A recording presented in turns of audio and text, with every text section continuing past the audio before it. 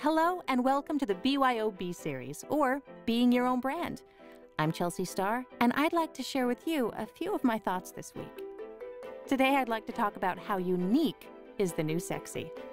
It's October 26th, 2012, 2 weeks before the election, and being a political year, if you've been within 10 feet of a radio or TV in the past 2 months, it's almost certain that you've heard one or two political ads talking about the state of the economy.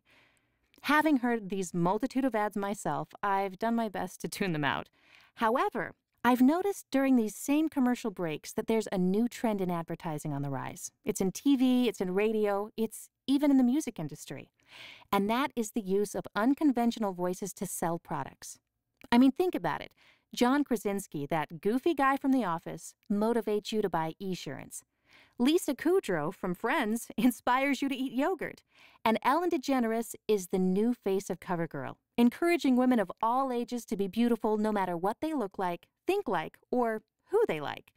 So it dawned on me, perhaps there's a correlation between the state of a downturned economy and the way the populace perceives what's attractive.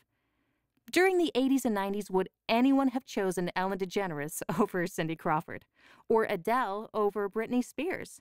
It's kind of tough to say, but it seems to me that when we as a nation have to deal with the cold, harsh reality of economic troubles, we tend to make more real choices, choosing reality and sincerity over fantasy. Maybe those little wrinkles in our brain change when our wallets are empty, and that's why it may be easier for men to fantasize about a cute girl-next-door type that's a little quirky, like Zooey Deschanel, or for women who want to go for that good-hearted, hard-working everyman type, like John Krasinski. Whatever the reason, it's a welcomed change. For the first time in many, many years, it seems like talent is finally winning over beauty in Hollywood. Okay, so it may not be winning, but it's putting up a pretty strong fight. It's wonderful that young girls growing up today can look at different role models like Adele and say, hey, she's beautiful, she's talented, and she doesn't look or sound like anyone else out there. She's delightfully different. And if she can be great, maybe I can be great too. I mean, who knows what the future holds for any of us, politically, economically. But I do hope that that trend of using more everyman-type characters continues in advertising.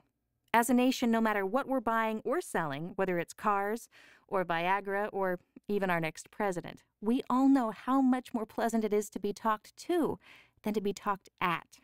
And there's no substitute for a real person who believably tells an audience about the product that they're selling.